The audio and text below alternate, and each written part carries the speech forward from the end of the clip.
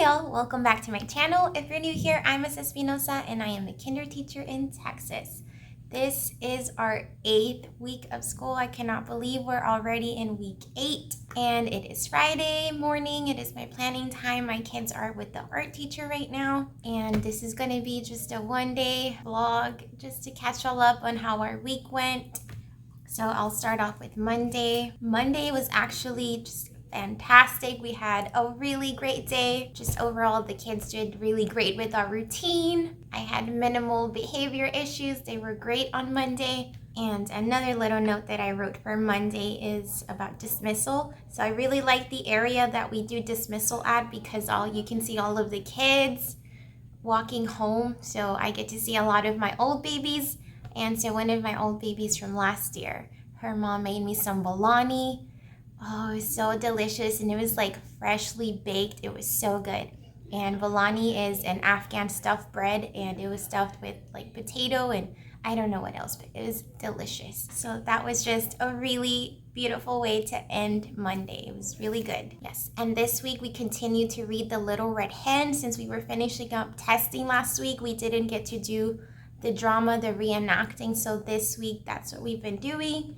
And on Tuesday, we invited Miss Mo's friends to come watch our little performance.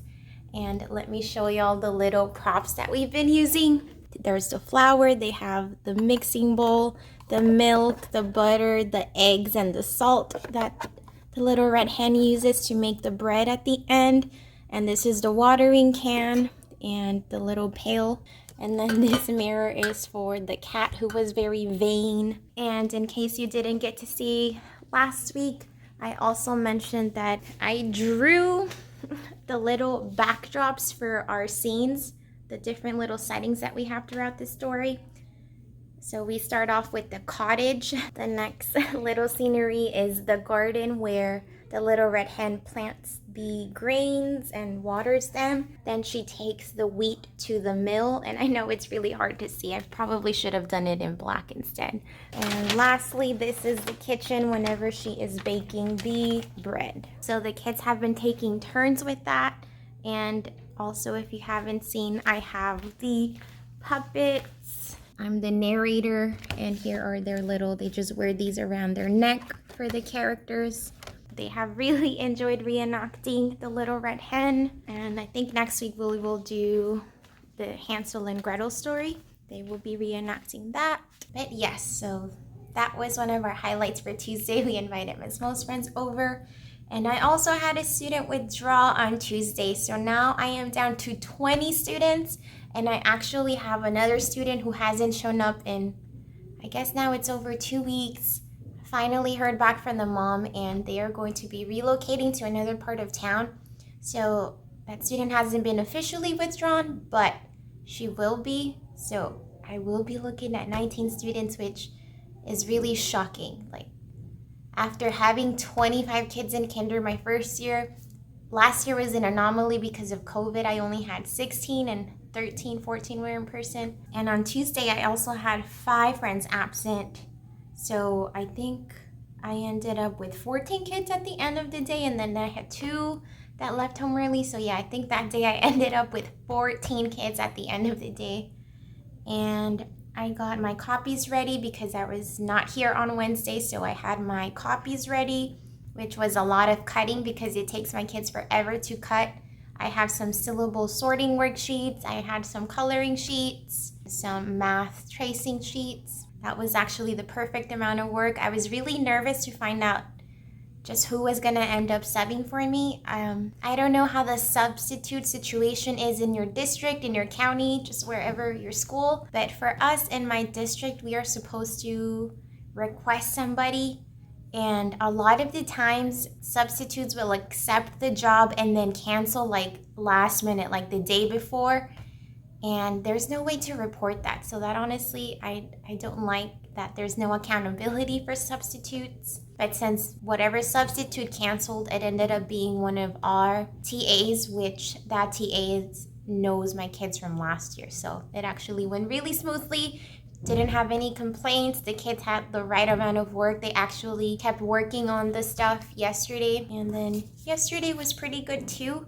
I think I only had 16 kids yesterday, so that was really nice as well. So one of our big highlights was that we illustrated the characters in the Little Red Hen. So I created this simple template where they write their name, they illustrate, and then they have to do their best job and write the sentence, the characters of the Little Red Hen. So they did really, really great with their illustrations. I loved their illustrations. Everybody was being detailed. Of course, I did model for them, and we were looking at the pictures in the book, and we were talking about how the characters were dressed. So I tried my best to illustrate the characters, and then we labeled them. So I left that up on the Clever Touch on the whiteboard so that they could label their pictures. And yeah, they just did beautiful, beautiful work. And so I took a picture and I texted all the parents, look at your child's work, this is beautiful. I didn't get a lot of responses back from parents, but it's okay. I still like to send pictures occasionally and just let them know the good work that their child is doing. So yeah, that was really yesterday. Kind of went by very fast. Today, I think I also only have 16 students. And just some other little highlights. Yesterday too, one of my low babies, this baby takes forever to do his work, and he's never been in school, so I'm obviously very understanding that it's been taking him a while to get used to our routine. But yesterday was the first day that he finished his work independently. He finished his illustrations, and then later on he kept working on his packet, and then we talked about wants and needs for social studies, so we had a little sorting sheet.